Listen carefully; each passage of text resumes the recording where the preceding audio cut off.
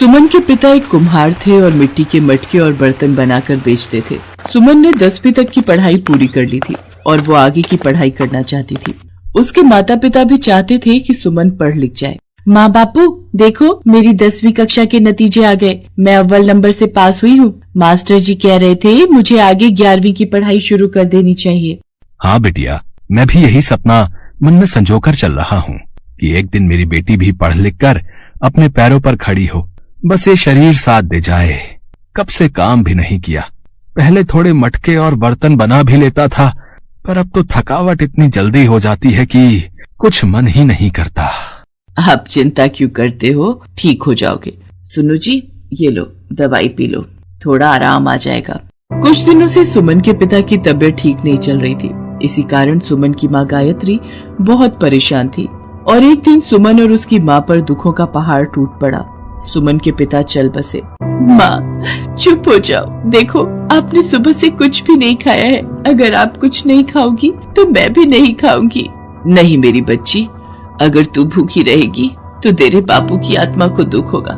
आजा हम दोनों मिलकर खाते हैं। सुमन की पढ़ाई बीच में ही छूट गई। घर में करने के लिए कोई काम नहीं था। जो थोड़े बहुत मटके और बर्तन घर में रखे थे उनमें से कुछ बिक गए जिनसे उनका गुजारा हुआ। पर गायत्री को घड़े और बर्तन बनाने नहीं आते थे। उनके पास कोई काम भी नहीं था। सुमन, मैं तेरे बापू का सपना कैसे पूरा करूंगी?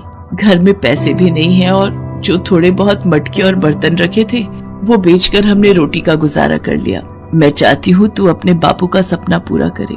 इसके लिए मुझे काम करना होगा, पर क्या काम करे यही समझ नहीं आ रहा। माँ, क्यों ना हम मटके में कुछ बनाकर बेचें? आजकल खाने पीने की चीजें मटकों में बहुत बिकती हैं। आपको पता है, मेरे स्कूल के पास एक भैया है जो मटके में जलजीरा बेचते हैं। एक आंटी भी है जो मटके में चावल बनाकर बेचती है। माँ, आपको पता है, एक दिन मेरी सहेली कह रही थी कि हमारे स्कूल के बाहर बहुत सारे ठेले खड़े होते हैं, पर कोई भी मैगी क्यों नहीं बनाता? क्यों ना आप हमारे स्कूल के बाहर मटका मैगी बनाकर बेचो तो बहुत बिक्री होगी। सुमन, तेरा आइडिया तो बहुत अच्छा है बिटिया। एक बार कोशिश करके देखते हैं, शायद काम सफल हो जाए। माँ, हमारे पास ये कुल्हड़ भी है। आप मटके में मैगी बनाकर इन कुल्हड़ में बेचना। बापू कितने खुश होंगे। आज उनके बनाए बर्तन में हम नया काम शुरू करने जा रहे हैं। एक काम करते हैं, हम बाजार चलते हैं और मैगी बनाने का कुछ सामान खरीद कर लाते हैं। हाँ बिटिया, चल। सुमन अपनी माँ गायत्री के साथ मैगी बनाने का सारा सामान खरीद लाती है। अगले दिन गायत्री के पास जो पैसे जुड़े थे उनसे वो किराए पर एक ठेला ले लेती है। स्कूल की प्रिंसिपल सुमन को जानती थी, इसलिए वो उनकी मजबूरी को समझकर स्कूल के बाहर गायत्री को ठेला लगाने की इजाजत दे देती है। गायत्री ठेले पर मटका मैगी बेचने लगती है। स्कूल के बाहर बच्चे गायत्री की मटका मैगी बहुत शौक से खाते थे। धीरे धीरे और भी ग्राहक वहाँ आने शुरू हो गए। एक दिन गायत्री के ठेले पर 2 ग्राहक आए और वो मैगी खाकर बोले, ये तो बहुत ही नया तरीका है मैगी बनाने का, मटका मैगी। भाई वाह। मदन भाई, अगर हम अपने अनाथ आश्रम में होने वाले कार्यक्रम में इनसे बात कर लें तो बच्चों को ये मटका मैगी बहुत पसंद आएगी। हाँ, विचार तो अच्छा है। बहन जी, अगर हमें पूरे 3 दिन के लिए आपको बुक करना है तो आप बता दो कि कितना खर्चा आएगा। जी, आप अपनी इच्छा अनुसार दे दीजिए। मुझे तो इन सब की कोई समझ नहीं है, मैं क्या ही बोलूं। दोनों व्यक्ति गायत्री को 10,000 रुपए एडवांस दे जाते हैं। ये देखकर गायत्री बहुत खुश थी। वो सुमन को सारी बात बताती है। उस दिन से गायत्री ने पीछे मुड़कर नहीं देखा। उस बुकिंग के बाद उसे और भी बुकिंग आने लगी। धीरे धीरे वक्त बीता। सुमन ने कॉलेज की पढ़ाई पूरी कर ली और उसकी एक बड़े स्कूल में टीचर की नौकरी लग गई। देखो जी, आज आपकी बिटिया अपने पैरों पर खड़ी हो गई है, बड़े स्कूल की मास्टरनी बन गई है। माँ, आज बापू हमारे साथ होते तो वो कितना खुश होते। गायत्री सुमन को गले लगा लेती है। अब सुमन ने अपनी एक दुकान भी खरीद ली जहाँ वो मटका मैगी में कई तरह के स्वाद बेचती थी।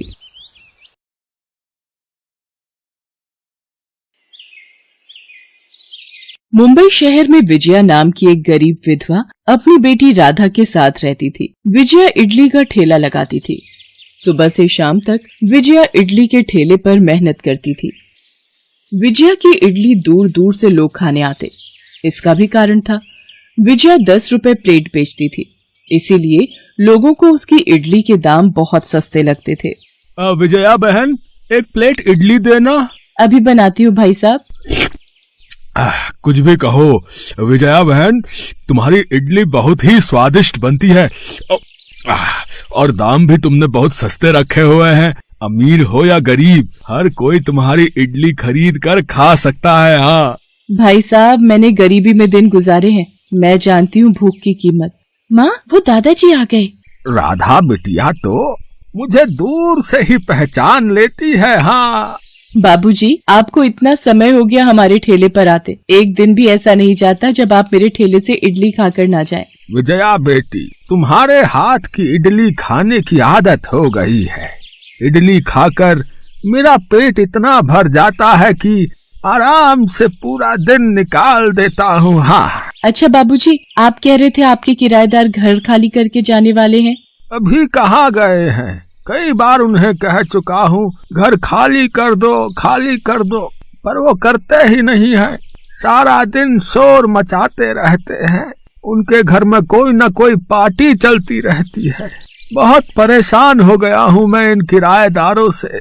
विजया अभी बूढ़े व्यक्ति को इडली दे ही रही थी कि अचानक वहाँ एक गुंडा आ जाता है। देख विजया, तूने मुझे इस हफ्ते भी किराया नहीं दिया। ये ठेला जिस जगह खड़ा है, ये एरिया मेरा है।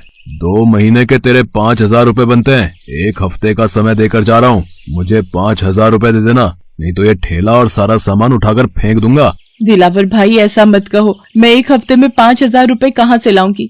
बड़ी मुश्किल से तो घर का गुजारा चला पाती हूँ। कहीं से भी ला, मुझे इससे कोई मतलब नहीं है। यहाँ मुझे हर दुकान वाला पैसे देता है और तुमने मुझे पिछले 2 महीने से कुछ भी नहीं पकड़ाया है। अब पूरे 5,000 रुपए लेकर ही मानूंगा। मैं जा रहा हूँ, मैं अगले हफ्ते आऊंगा। दिलावर नाम का गुंडा विजया को धमकी देकर चला जाता है। अब ये गुंडा कौन था बेटी, जो तुमसे इस तरह से बात कर रहा था? बाबूजी, ये इस एरिया का गुंडा है। ये सभी दुकानदारों से महीने के पैसे लेता है और कोई ना दे तो जबरदस्ती करके उससे पैसे छीन कर ले जाता है, और अगर कोई पुलिस को खबर करनी चाहे तो उसकी सारी दुकान और सामान तोड़ देता है। इसीलिए यहाँ पर इस दिलावर के खिलाफ कोई भी शिकायत करने की हिम्मत नहीं जुटा पाता। बेटी, मैं कुछ सहायता कर सकूं तो? नहीं नहीं बाबूजी, आपने इतना कह दिया यही काफी है। बेचारी विजया परेशान हो जाती है।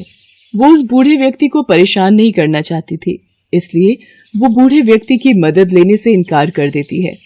2 दिन बीत जाते हैं। विजया परेशान हो रही थी। माँ, क्या हुआ? तुम ठीक तो हो? राधा, कुछ दिनों बाद दिलावर पैसे लेने आ जाएगा। मैं कहाँ से दूंगी? मेरे पास सिर्फ 900 रुपए ही जुड़े हैं। अब क्या होगा? माँ, आप कहाँ से पैसे लाओगी? देखती हूँ, वो बाबूजी उस दिन कह रहे थे। मैं सोच रही हूँ अगर मैं बाबूजी से उधार पैसे लेकर दिलावर को दे देती हूँ तो मैं बाबूजी के पैसे थोड़े थोड़े करके चुका दूंगी। कम से कम दिलावर जैसे गुंडे से पीछा तो छूट जाएगा। हाँ माँ, बाबूजी तो बहुत अच्छे हैं, वो हमारी मदद जरूर करेंगे। विजया ठेला लेकर बाजार पहुँचती है। पूरा दिन बीत जाता है पर वह बूढ़ा व्यक्ति इडली खाने ठेले पर नहीं आता। माँ, बाबूजी तो आज इडली खाने के लिए आए ही नहीं। अब क्या करोगी? पता नहीं, बाबूजी पिछले 2 दिन से आ ही नहीं रहे हैं। वो तो कभी ऐसा नहीं होता कि इडली खाने ना आए। कुछ तो बात है, शायद तबीयत ठीक ना हो, इस वजह से ना आ रहे हो। विजया को लग रहा था कि बूढ़े व्यक्ति की तबीयत ठीक नहीं है, इसलिए शायद वो इडली खाने नहीं आए हैं। पर जब 6 दिन बीत जाते हैं तब विजया को भी चिंता होने लगती है। दिलावर कल अपने पैसे लेने आ जाएगा। मेरे पास कुछ भी इंतजाम नहीं हुआ है। बड़ी मुश्किल से सिर्फ 2500 रुपए ही जोड़ पाई हूँ। मैं क्या करूँ भगवान, समझ नहीं आ रहा। अगर वो बाबूजी आ जाते तो मैं उनसे कुछ मदद मांग लेती, पर वो भी नहीं आ रहे हैं। राधा, बाबूजी तुम्हें बता रहे थे कि वो कहाँ रहते हैं? तुमने एक बार उनसे पूछा था ना? हाँ माँ, वो बता रहे थे कि काली माँ का बड़ा मंदिर जो है उसके बगल वाली गली में ही फ्लैट में रहते हैं। एक काम करते हैं राधा, वापसी में घर जाते हुए हम उनसे एक बार मिल लेते हैं, शायद वो हमारी थोड़ी मदद कर दे, वरना कल दिलावर आकर मेरा पूरा ठेला उजाड़ देगा। रात को अपना काम निपटाकर विजया राधा के साथ बूढ़े व्यक्ति के घर की ओर चल पड़ती है और बूढ़े व्यक्ति का नाम पूछते हुए वो उनके फ्लैट पर पहुंचती है और घंटी बजाती है। कौन हो? किससे मिलना है? जी, यहाँ पर रतन लाल जी रहते हैं, मुझे उन बाबूजी से मिलना था। वो अब यहाँ नहीं रहते, वो ये घर हमें बेचकर अपने गाँव चले गए हैं। पर बाबूजी अचानक गाँव? मुझे इतनी कहानी नहीं पता, उन्हें पैसों की जरूरत थी, ये घर हमें बेचकर चले गए। ए लड़की, वहाँ खिड़की में क्या झांक रही है? चली धरा, चली जाओ यहाँ से, बेकार में मेरा टाइम खराब मत करो। विजया वहाँ से निराश होकर चली जाती है। रास्ते में, माँ, मुझे लगता है वो आंटी झूठ बोल रही हैं। दादाजी अंदर कमरे में ही हैं। मुझे खिड़की से उनकी झलक दिखाई दी थी। क्या? ये तो क्या कह रही है राधा? हाँ माँ, मैं सच कह रही हूँ, दादाजी मुझे दिखाई दिए थे। विजया पूरी रात सो नहीं पाती। वो सुबह सुबह पुलिस स्टेशन पहुँचती है और सारी बात पुलिस को बताती है। देखो, तुम्हारे कहने पर हम चल तो रहे हैं, पर अगर वहाँ कोई नहीं मिला तो तुम्हारे लिए भी परेशानी होगी। हाँ,